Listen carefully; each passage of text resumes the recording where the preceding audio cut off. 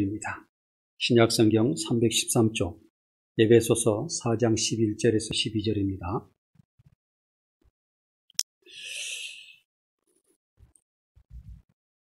다 같이 한 목소리로 읽도록 하겠습니다. 그가 어떤 사람은 사도로, 어떤 사람은 선지자로, 복음을 전하는 자로, 어떤 사람은 목사와 교사로 삼으셨으니 이는 성도들을 온전하게 하여 봉사의 일을 하게 하며 그리스도의 몸을 세우려 하심이라. 아멘.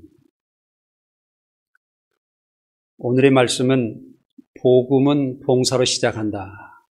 우리는 살아가면서 성도의 일평생은 봉사로 살아가고 있으며 또 그 봉사의 결과로서 다시 복음으로 연결되고 그 복음의 결과로 하나님 나라를 세우는 귀한 역사를 이루기 위해서 우리는 신앙생활을 하고 살아가게 됩니다. 그래서 우리는 세상 어떤 사람들보다도 참 값진 삶을 살아가고 있다.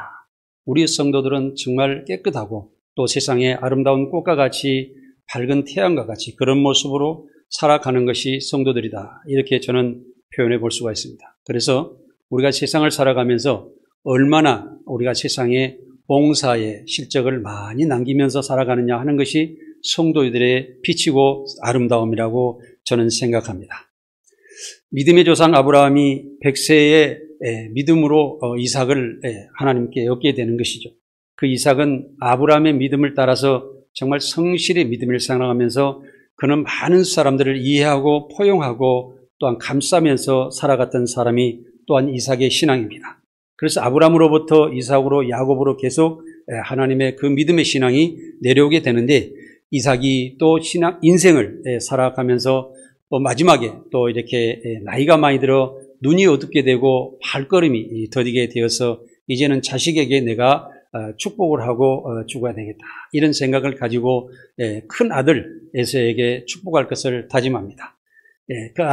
이삭의 아들은 두 아들이 있었는데 큰 아들은 에서이지만은 그 아들은 사냥을 하면서 강인하게 살아갔고 야곱은 또 온순한 성격으로 인해서 가정에서 일을 돌보며 어머니와 함께 살아갔던 것입니다. 그래서 야곱과 에서가 리브가에는 그 뱃속에 있을 때도 두 민족이 따로 놀았다. 이렇게 하나님께서 말씀하셨는데 이 두 사람도 또 아버지가 좋아하는 여자 에서와 또 어머니가 좋아하는 야곱으로 나뉘어도 그렇던 살았던 것이 사실입니다. 그래서 아버지가 에서의 큰아들에게 축복을 하고자 에서를 불렀는데 그 옆에서 리브가가 엿듣게 됩니다.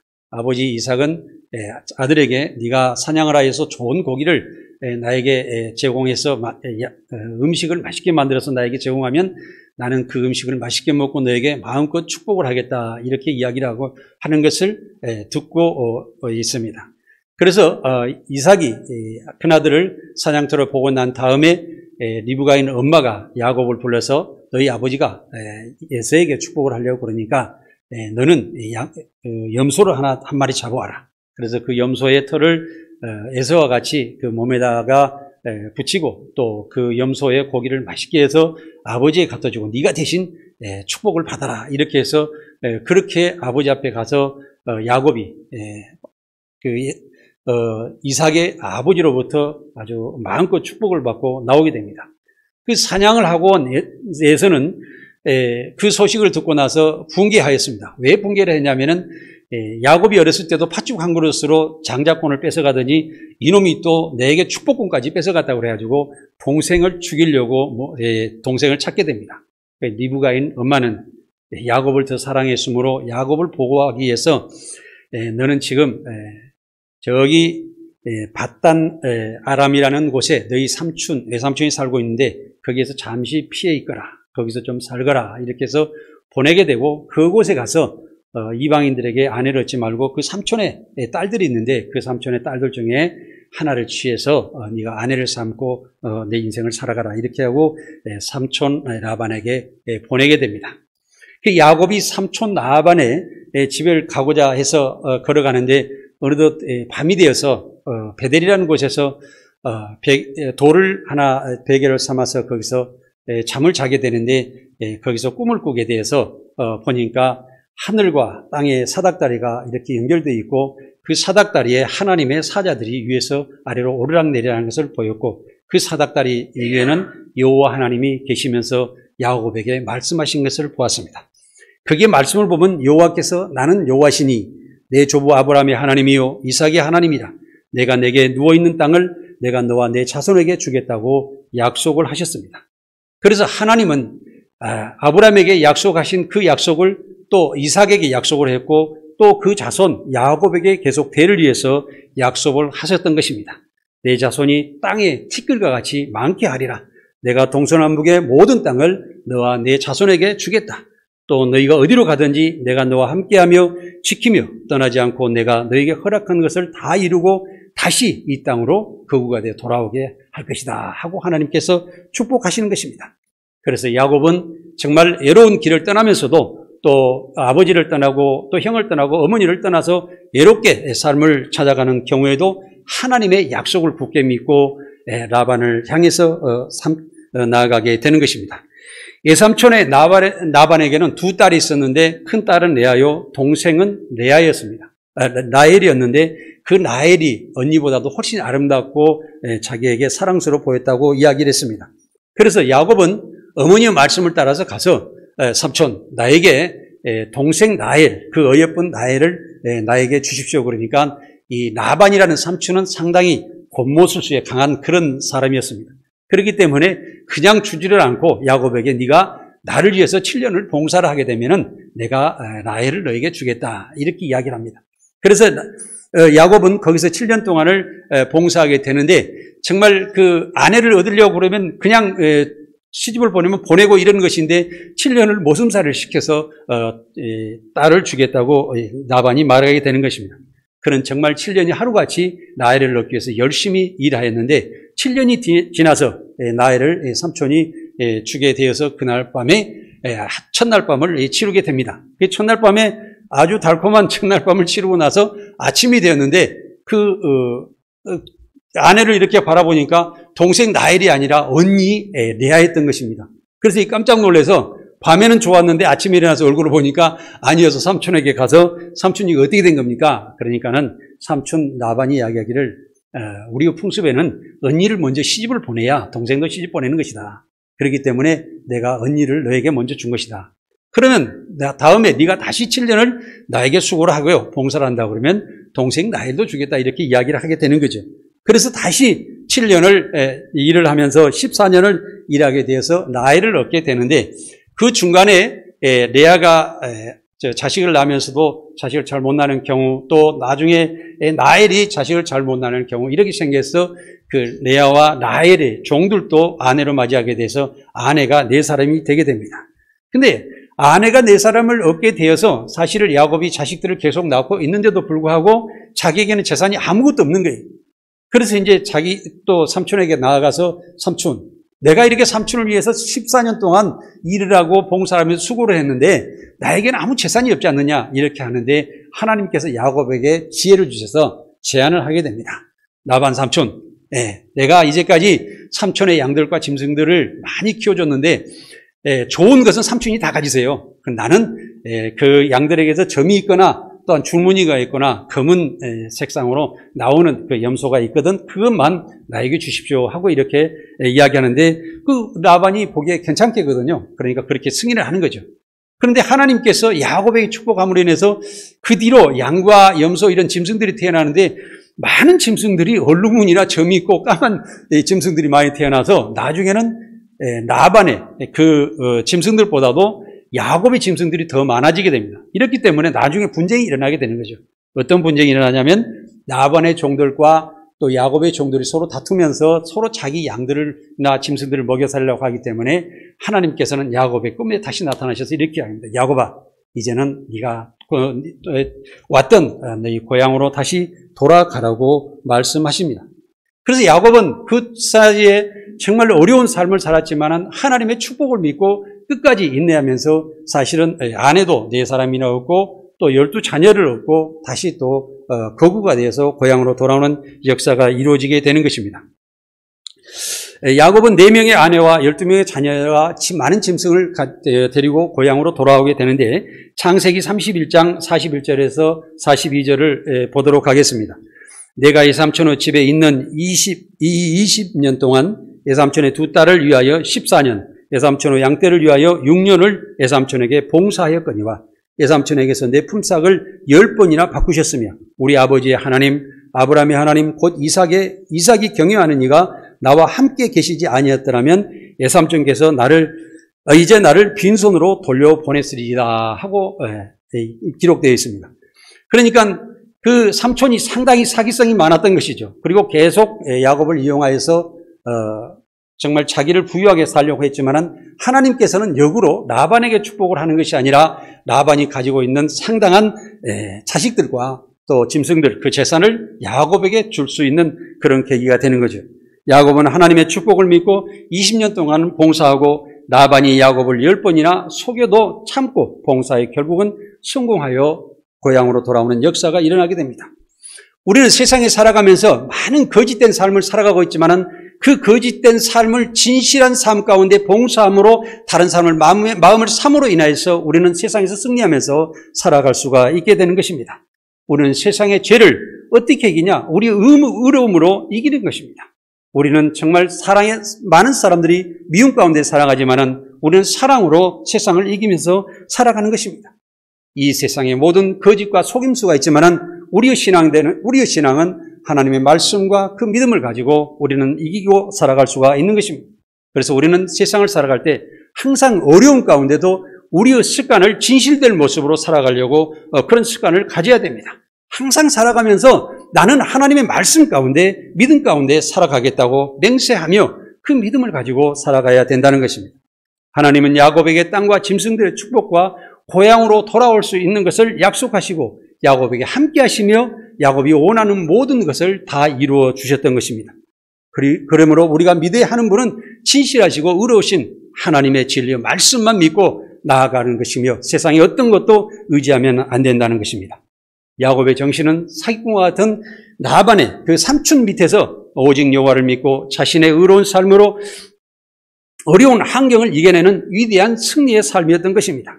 세상이 나를 속일지라도 실패할지라도 강한 봉사의 삶으로 세상의 모든 사람들의 마음을 사며 그 사람들을 의로 바꾸면서 내가 이기며 살아가야 된다는 것입니다. 봉사의 정신은 나를 드러내지 않고 타인을 위해 봉사하여 목적을 이루는 위대한 결과로 하나님께 영광을 돌리며 축복받으며 살아가는 삶입니다. 봉사는 아름다운 삶이며 의로운 삶으로 하나님의 모든 뜻을 이루는 삶인 것입니다. 사람이 세상에 자신을 위해 온 것 같으나 모든 사람은 타인을 위한 봉사를 위해 세상에 왔습니다. 하나님의 나라를 세우는 사명의 그 도구로 살아가는 것이 인간의 본분이라는 것을 우리는 알아야 됩니다. 세상의 모든 것들은 자기를 위해서 존재하는 것 같지만 모든 것은 다 타인을 위해서 존재한다는 사실을 알아야 됩니다. 사랑하는 여러분, 이 건물이 이렇게 언덕 위에 우뚝 서 있지만은 이 건물에 재료를 쓰이는 것을 생각해 보십시오. 이 건물을 짓기 위해서는 먼저 이 건물이 이루어지는 이 콘크리트, 이 재료는 이 콘크리트가 자기 자신을 있는 것이 아니라 이 건물을 세워지기 위해서 존재해야 있고 그 콘크리트 안에는 철근이 들어있는데 그 철근도 재련돼서 이 건물을 세워지기 위해 있는 것이지 그 철근이 철근을 위해서 있지 않다는 것입니다. 이와 같이 모든 세상에 있는 흙까지도 모든 세상의 식물들에게 생명을 주기 위해 존재하는 것이며 그 식물들이 자라서 많은 생명들을 살리기 위해서 존재하는 것이지 흙이 흙을 위해서 존재하는 것은 아닌 것입니다. 사랑하는 여러분, 하늘에 오늘 또 밝게 떠 있는 이 태양을 보십시오. 이 태양이 태양을 위해서 존재하십니까? 이 태양은 사람들에게 비추고 온 만물을 비추어서 밝게 해주고 그들에게 생명을 주어서 이는 그런 봉사를 하고 있는 그런 결과가 아니겠습니까? 다시 우리가 생각해 보면 세상에 우리가 보이지 않는 이 공기들도 생각을 해 보십시오. 이 공기를 마시면서 우리가 호흡하고 살아가지만 이 공기가 자신을 위해서 존재하는 것이 아니라 사람에게 생명을 주고 사람의 호흡이 있는 모든 생명들에게 도움을 주기 위해서 존재하는 것이며 또한 우리를 무르할 생각한다고 하면 저 하늘의 공중에서 떠있는 그 물이 정말 그 깨끗한 물이 온 대지를 적시고 사람들과 모든 식물과 동식물들을 다 살리면서 그 물은 정말 그 깨끗한 물은 사람들이 그 더러운 것을 빨고 거기에서 마음대로 행하는데도 다시 그 물은 그 더러워진 물이 다시 계곡을 통하여 시내를 통하여 강을 통하여 바다로 흘러가서 소금으로 깨끗이 정화된 다음에 다시 하늘로 올라와서 세상에 내려주는 것을 볼 수 있을 때 우리 주 예수 그리스도의 삶과 어찌 닮았는지 저는 그 은혜를 항상 받아볼 때가 많이 있습니다. 우리도 살아갈 동안에 내가 내 자신을 존재하는 것 같지만 부모가 자식을 낳고 자식을 위해서 봉사를 합니다. 우리가 교회에 나와서 하나님의 나라를 위해서 봉사를 합니다. 하나님의 세계를 위해서 하나하나 이끌어져 갈 때 세상은 아름다운 세계로 바뀌며 우리가 좋은 하나님의 나라를 세워가며 하나님께서 원하시는 그런 세상이 되어간다는 사실을 우리는 알아야 됩니다. 그래서 우리의 삶은, 우리의 성도들은 특히 하나님의 나라를 위해서 우리가 봉사의 삶을 살아가야 된다는 것입니다. 봉사는 자신의 이익을 생각하지 않고 공의로운 하나님 나라의 의의를 생각하며 참 평안과 기쁨과 즐거움으로 살아가는 그런 삶입니다. 그런 삶 가운데 축복입니다. 우리가 구하는 것은 세상에 아무것도, 보이는 것은 구할 것이 아무것도 없습니다. 오직 주의 말씀에 따라서 우리는 그 진리의 말씀으로 의를 행하며 공의로운 하나님 나라를 세워가면서 우리는 감사 기쁨으로 살아가는 거예요. 우리 성도들의 가장 높은 도가 거기에 있는 것입니다. 그것을 바라보고 살아보십시오. 세상에 있는 것을 보고 살아갈 때 결국에는 내 실망 가운데 되고 안 됐을 때는 어려움을 닥칠 때 내가 많은 고통 가운데 근심 걱정 가운데 살아갈 수밖에 없는 것입니다. 세상은 하나님의 봉사로 창조되었습니다. 예수님이 십자가 은혜와 진리로 봉사하셔서 세상을 지금도 주님의 은혜로 다스리고 계시며 사람들은 또한 그 은혜를 받아들여서 의로운 봉사를 하면서 내 이웃을 살리고 세상에 봉사해서 많은 사람들을 구원하며 살아가면서 세상을 더 완전하고 완벽한 세상으로 만들어가는 것이 우리 성도들의 책무가 아닌가 이렇게 생각이 드는 것입니다. 사람이 잘못된 과거의 습성은 고난의 봉사로 새 생명으로 태어나는 것을 우리는 볼 수가 있습니다. 여자가 시집을 가서 악한 시어머니가 있다고 가정했을 때 그 악한 시어머니 밑에서도 그 시어머니 말씀을 그대로 계속 움직이고 또 지시를 그대로 받고 자기가 그 모든 것에 인내로 살아갔을 때 그 며느리는 다시 위대한 시어머니로 다시 태어나게 될 수 있는 것입니다.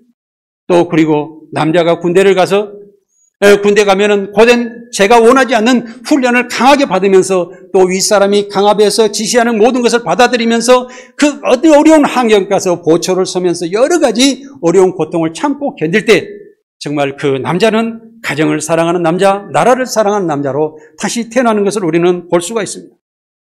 보잘것없는 고철이 또 이렇게 길가에 돌아다니지만 그것이 다시 제철소로 가서 그것을 잘 처리하게 되면 좋은 농기구로 태어나고 또 철근으로 태어나는 것을 볼 수가 있습니다.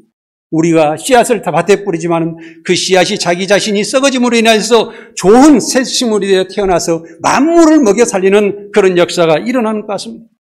야곱은 이 어려움을 극복하고 희생하며 참고 견디며 봉사하여서 하나님께서 축복으로 이스라엘을 세우게 된 것을 우리는 알아야 됩니다.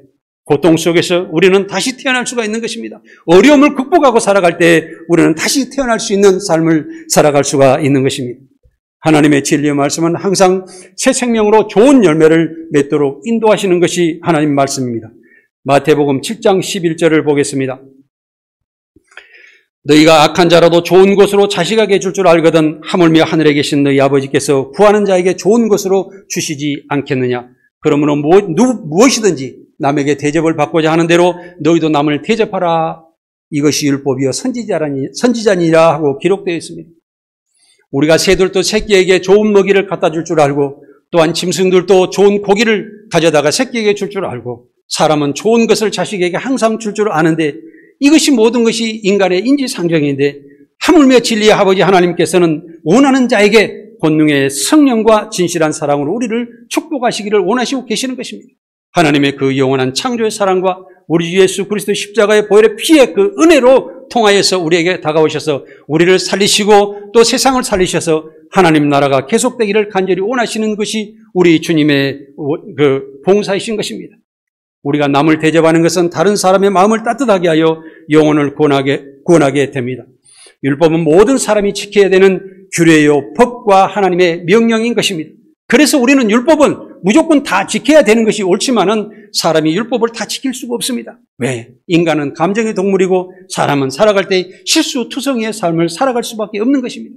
그렇기 때문에 우리는 행위로서 구원받는 것이 아니라 우리 예수 그리스도의 십자가 보혈의 피로 인하여서 우리를 구원하신 그 은혜로 들어갔을 때 우리는 모든 것이 내 죄인입니다. 아버지 하나님께서 나를 살펴주시옵소서 할 때 그 믿음을 의로 여겨서 구원해 주시는 것을 믿으시기 바랍니다. 선지자는 항상 남을 대접하는 정신으로 성도들을 섬겨합니다.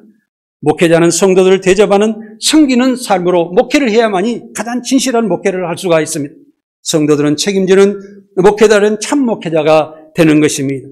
성도들을 책임지지 않고 내가 하나의 월급을 받으면서 살아가는 그런 역할로서 살아가는 세상의 목회자들 때문에 현재 교회는 어려워지고 있다는 사실을 알고, 또 여러분들께서도 우리 교회를 책임지고 너희 이웃을 책임지는 삶을 살아갈 때 교회가 더 부흥된다는 사실을 우리는 알고, 우리는 정말 섬기는 삶으로 또 봉사하는 삶으로 살아가는 여러분들이 되시길 바랍니다.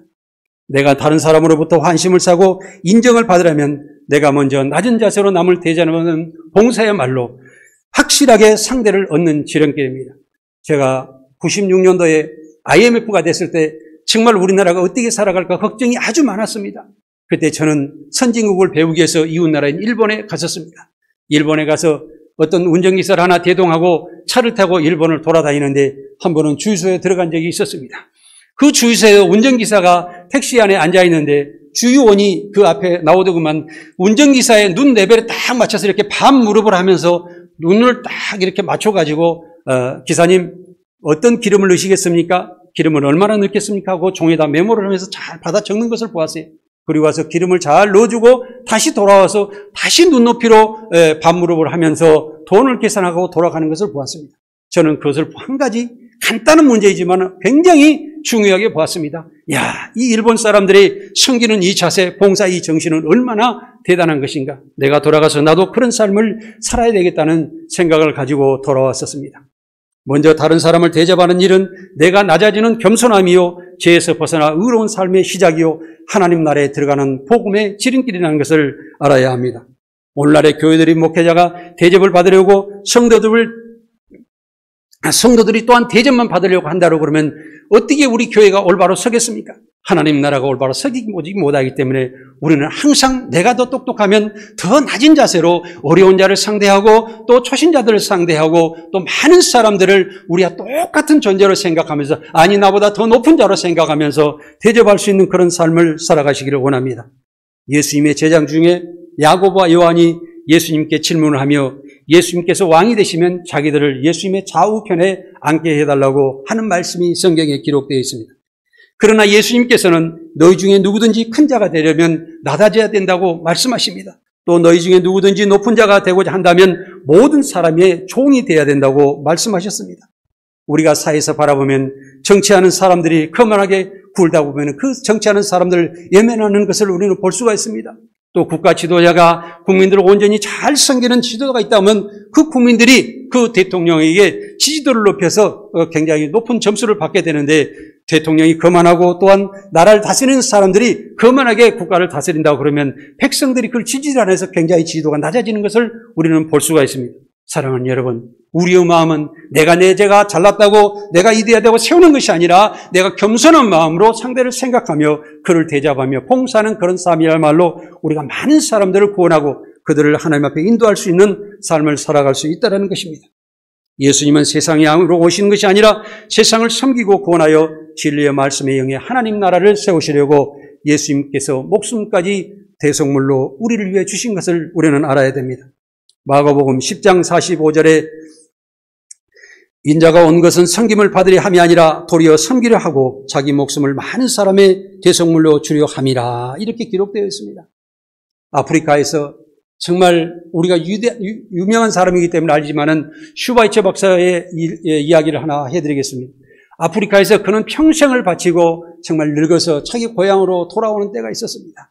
그는 미국에 돌아와서 고향에 열차를 타고 가서 고향역에 내리려고 하는데 그 고향역에는 많은 사람들이 그 슈바이처 박사를 맞아들이기 위해서 기다리고 있었습니다. 그런데 슈바이처 박사가 기차에서 막 내리는 그 순간에 어떤 노인 할머니가 굉장히 큰 보따리를 가지고 기차에 올라타려고 하는 그 모습을 봤을 때 슈바이처 박사는 그 할머니에게 얼른 달려가서 할머니 어디를 가시는 것입니까? 제가 도와드리겠습니다 하고 그 연로하신 분이 다시 그 보따리를 들고 기차에 가서 그 자리에까지 안내하고 짐을 거기다가 실어주고 해서 할머니 잘 다녀오세요. 감사합니다 하고 인사하고 기차를 내려오는 것을 보는 그 많은 군종들은 정말 거기서 감동을 받았었습니다. 슈바이처 박사는 평생을 봉사의 삶을 살면서 평생을 많은 사람들을 가난한 자와 어려운 자를 위해서 살았던 그 일대의 역사는 우리가 잘 알고 있습니다. 사랑하는 여러분, 우리가 세상에 남는 것은 내가 잘나고 똑똑하다고 그러면은 그 모든 것은 세상의 역사의 기록에서 채워버리고 그 사람 나쁜 사람으로 기록되지만은 우리가 봉사의 삶과 하나님의 복음을 전해서 세상을 구원했던 그런 사람들은 유능한 사람으로 나와서 길이 역사로 남는 것을 우리는 볼 수가 있습니다. 우리는 봉사를 했을 때 분명한 목적을 가지고 해야 됩니다. 어떻게 내가 그 일을 위해서 어떻게 좋은 결과를 가져오겠다는 생각을 가지고 봉사를 해야 됩니다. 그래서 우리는 봉사는 습관적으로 해야 됩니다. 항상 어려울 때나 지쳐 있을 때라도 항상 우리는 내 자신이 지치지 않고 계속 습관적으로 계속 할 수 있는 그런 버릇을 가지고 해야 된다는 것입니다. 예수님은 세상에서 완전한 봉사와 섬김으로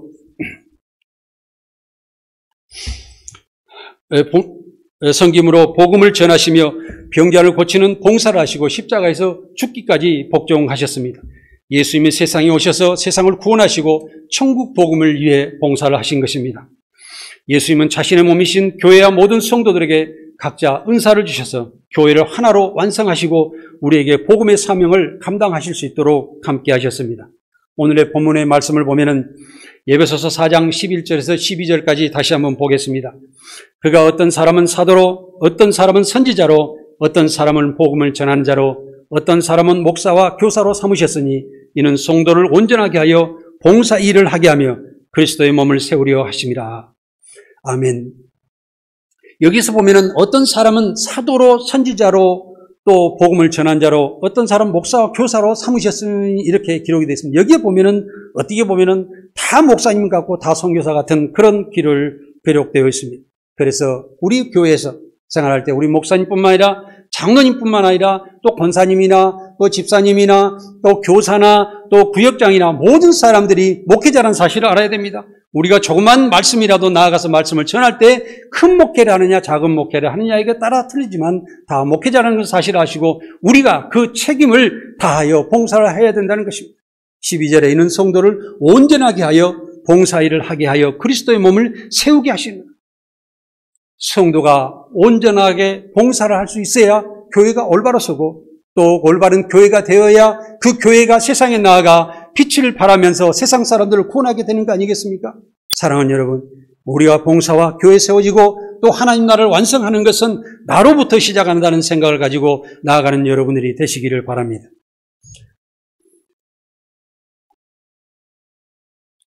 우리 신체는 머리에서 눈에게 보라고 지시를 하고 있습니다. 우리의 머릿속에서 우리 신체에게 모든 것을 지시하게 되는데 코에게 냄새를 맡으라고 하고 귀에는 들으라고 이야기를 하고 또한 입은 말하라고 하고 손은 또 많은 일들을 하라고 그러고 발은 빨리빨리 달려대면서 몸이 필요한 대로 움직이라고 이렇게 달려 있습니다. 이와 같이 우리의 지체도 정말 한 가지 일을 할 때마다 발을 위해서 일하지 않고 다른 지체를 위해서 계속 일하고 있는 것을 볼 수가 있습니다. 그래서 이와 같이 각 지체가 일사불란하게 일하여서 몸이 하나로 움직여서 완성되는 것은 우리 교회가 각 성도들이 각자 분량대로 은사를 행함으로써 그리스도의 몸이 완성되어서 예수님께서 원하시는 모든 일들이 완성되어서 하나님 나라를 이룬다는 사실을 우리는 알아야 하는 것입니다. 그리스도의 몸인 교회도 성도들이 각자 할 일을 충실하게 함으로써 교회가 하나 되고 완전한 교회가 되어서 세상에 빛으로 복음을 전하여 세상을 구원하게 된다는 사실입니다. 우리는 예수님을 믿으며 각자 받은 은사대로 한 마음으로 열심히 봉사하여 성도가 교회가 또한 예수님의 복음 일에 동참하는 존재가 되어야 됩니다. 봉사 복음은 미래 하나님 나라를 사모하며 나아가는 것입니다. 하나님 나라의 목표가 있어야 됩니다. 내가 우리 교회 성도들이 가득 차서 함께 신앙생활하는 것이 너무나도 감사하다. 여기다가 하나님 많은 사람들이 가득 차 예배드릴 때 얼마나 좋을까? 또 그 많은 사람들이 우리에 나아가서 세상 사람들에게 다시 복음을 전할 때 얼마나 좋을까? 우리가 이렇게 뭉쳐서 또 세상을 살아갈 때 내 가족과 같은 그런 삶을 살아가면 얼마나 좋을까? 하나님이 얼마나 기뻐하실까? 이런 생각을 가지고 갔을 때 우리가 봉사가 넘치는 삶을 살아갈 수가 있다는 것입니다. 우리가 예수님의 마음을 알게 되면 어린아이의 신앙과 세상의 속임수와 간사한 유혹 속에서 빠지지 않으므로 온전한 성도로서 살아가게 되는 것입니다. 하나님의 창조의 사랑은 어떤 것이겠습니까? 하나님께서는 그 창조의 사랑을 끝까지 우리를 책임지시고 끝까지 사랑하시며 지금도 현재 우리에게 사랑하시고 계신다는 그 진리의 말씀으로 우리 안에 들어오셔서 계속 우리를 새로운 미래 새 생명으로 인도하고 계신다는 것을 우리는 알아야 됩니다. 예수님의 그 십자가 사랑, 우리에게 영원한 생명을 구주시는 그 은혜와 사랑을 우리는 생각해야 됩니다. 여러분들의 마음은 어떠십니까? 저는 제 마음을 생각해 본다 보면은 저는 사실은 우리 교회 오직 말씀교회도 세웠지만은 지난번에 축복교회를 세우고 그 전에 용인 꽃동산 교회를 세워놓고 이렇게 바라보면 항상 그 교회가 잘 되고 부흥됐을 때는 기분이 좋지만은 교회에 어려움이 있다 그러면 항상 마음이 아픈 것을 생각해 보았습니다. 비전칠들을 하나님의 은혜 가운데 하나님께서 세우라는 그 말씀 가운데 세워놓고 이 비전칠들이 잘 되기를 저는 노심초사하면서 항상 기도하면서 어떻게 하면 하나님 이 비전칠들이 잘 되어서 많은 사람들에게 복음을 전할 수가 있을까요? 이 부족한 사람을 하나님 용서해 주시옵시고 저에게 오늘 또 길을 열어주시옵시고 하고 기도할 수밖에 없는 것입니다. 제가 어느 선교지를 세워놨는데 과거에 선교지가 잘 되어 뜯고 거기서 1200명의 학생들을 공부를 하였는데 방군들이 거기에 들어와서 거기를 점령하여 선교사들이 다 철수를 하고 그 뒤로 그 선교지가 관리가 안 되고 또 원격 조정이라고 해서라도 그 선교지를 관리하고 하려고 했는데 수년 동안 비했을 때 너무너무 가슴이 아팠어요. 내가 하나님께 기도할 때마다 그것을 생각할 때마다 하나님 여기에 그 생명들은 어떻게 할까요? 하는 생각을 많이 했습니다. 그런데 요즘에 조금씩 열리고 있습니다만은 정말 그 부분을 생각할 때 내가 하나님의 마음을 알 수가 있겠더라고요. 하나님께 세상에서 창조하실 때에 세상이 죄악으로 물들어서 많은 사람들이 죄악 가운데 살면서 서로 다투며 세상을 어지럽게 했을 때 하나님의 마음은 얼마나 아프셨을까요? 주님은 십자가로 그 고통을 당하시면서 죽으셨는데 우리가 또 딴짓하고 죄 가운데 살아간다면 얼마나 마음이 아프실 거예요. 사랑하는 여러분, 우리가 교회도 정말 여러분들께서 처음에 하셔서 이렇게 교회가 성장해 가고 있는 것을 너무나도 감사합니다. 우리가 마음의 아픔 가운데 또 미래에 아버지 하나님께 축복을 기대하면서 우리 교회의 부흥을 위하여 봉사하며 나아가야 될 줄 믿습니다. 심지어는 어떤 사람이 어느 회사를 만들어 놓고 정말 자수성가해서 그 회사를 많이 키웠고 또 우리나라 그런 사람들이 우리나라 큰 기업들이 많이 있는데 둘째에 그 다음에 두 번째 자식들에게 그 회사가 물려지면 회사가 망하는 경우가 많이 있습니다. 이것은 뭐냐면은 그 첫 번째 자수성가해서 그 회사를 만들어 놓은 그 사람은 목숨을 걸고 그 회사를 지키지만은 그 아들들은 그렇게 크게 생각하지 않는다는 거죠. 하나의 이용적인 것으로 생각한다는 거죠. 사랑하는 여러분, 우리는 하나님의 마음을 생각합시다. 또 우리가 예수님의 마음을 생각하고 부모님의 마음을 생각하면서 우리 교회를 아끼고 내 주변 사람을 아끼고 내 가정을 사랑하는 그런 마음으로 살아가는 여러분들이 되시기 바랍니다. 은사는 한 사람이 모든 일을 할 수 없으므로 여러 사람이 능력에 따라서 해야 하므로 다른 사람의 약한 부분을 채워줘 교회가 완성되어 잘 나가게 될 수 있도록 하는 것입니다. 그러므로 은사는 내 자신을 위해서 일하는 것이 아닙니다. 다른 사람과 교회와 하나님 나라를 위해 봉사로 충성하며 하나님의 나라를 이루어서 그 뜻을 이루어서 하나님께 영광 돌리며 우리는 그 축복 가운데 살아가게 되는 것입니다. 성도들은 모든 일에 생명을 살리는 복음에 합당하게 살아가야 합니다. 한 마음과 한 뜻으로 복음의 신앙을 위하여 서로 협력하고 복음에 방해되는 모든 일들은 다 뒤로 물리치며 하나님의 자녀들답게 하나님의 은혜 가운데 살아가야 합니다. 마음을 같이하여 사랑으로 뜻을 합하며 한 마음으로 모든 힘에 다툼이나 허용으로 하지 말고 오직 겸손한 마음으로 서로 봉사해야 합니다. 항상 자기보다 남을 낮게 여기고 다른 사람의 일에 봉사함으로 예수님의 십자가 구원의 은혜에 보답하며 예수님이 기뻐하시는 모습을 상상하며 살아가시길 바랍니다. 항상 예수님께서 십자가 고난을 당하시고 우리를 구원하신 귀하고 아름다운 마음을 생각하고 우리가 봉사에 복음에 참여해야 합니다. 하나님은 예수님으로 이 땅에 성육신으로 오셨으나 자신을 비우시고 종의 형체인 사람으로 낮추시고 또 십자가에 죽기까지 복종하신 것을 우리는 항상 기억하고 그 십자가 고난의 은혜 가운데 살아야 하는 것입니다. 사랑에는 거짓과 미움이 없으므로 악을 미워하고 선에 속해야 합니다. 서로 사랑하고 존경하기를 서로 경쟁하며 부지런하여 게으르지 말고 열심히 주를 섬기며 성도들의 마음으로 사랑에 가득 차야 합니다. 성도들의 마음에 사랑으로 가득 차서 항상 남을 못 도와줘서 안달이 나는 한 가지 사랑의 빛만 지고 다른 빛은 짓지 마시기 바랍니다. 하나님 나라의 의와의 평안과 기쁨과 소망을 두고 환난 중에도 오래 참으면서 기도에 항상 힘쓰며 성도들 필요한 것을 서로 공급하면서 상대방이 어떤 게 필요할까? 내가 저 사람을 뭘 도와주면은 저 사람이 잘 되게 기쁨으로 살아갈까? 이런 생각을 가지고서 살아가는 여러분들이 되시기 바랍니다. 그래서 항상 교회에 한 분이라도 교회에 온 모든 사람이 나가서 그를 붙들고 그들을 도와주며 그가 어떤 모습으로 해서 우리 교회까지 오셨는가 감사함으로 살아가는 여러분들이 되시기 바랍니다. 예수 믿는 사람은 박해에도 저주하지 말아야 합니다. 또한 그 사람을 축복하고 함께하며 또 함께 울며 또 함께 즐거워하면서 마음을 같이 하면서 살아가는 여러분들이 되시기 바랍니다.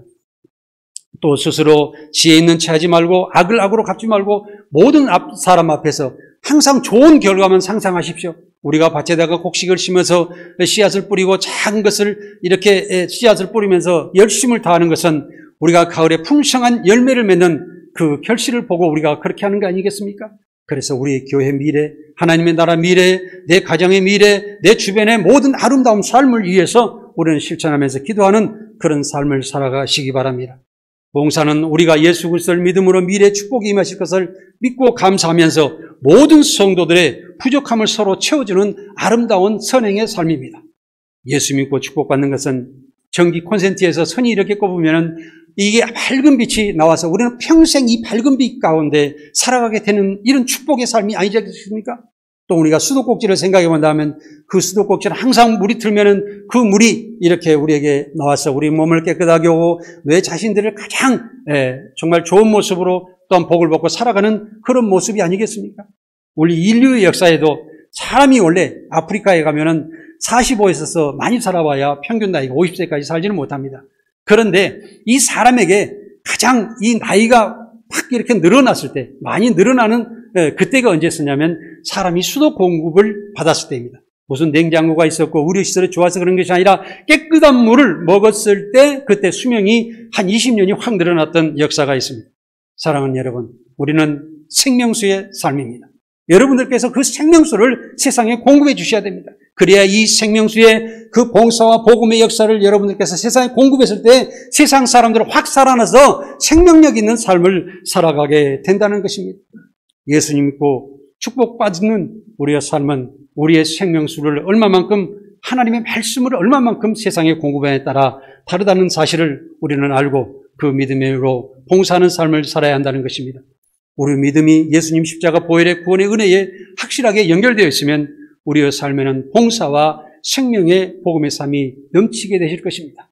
사랑하는 여러분, 항상 봉사에 참여해서 그리스도의 몸을 교회를 튼튼하게 세우며 완성하시기를 바랍니다. 또 세상을 구원하는 그 복음에 항상 참여하는 그런 마음으로 살아가시기 바랍니다. 또한 하나님의 한없는 축복이 여러분들에게, 봉사하는 여러분들에게 하나님의 말씀을 전하는 또한 모든 성도들에게 항상 축복이 임하시기를 저는 간절히 원합니다. 기도하겠습니다.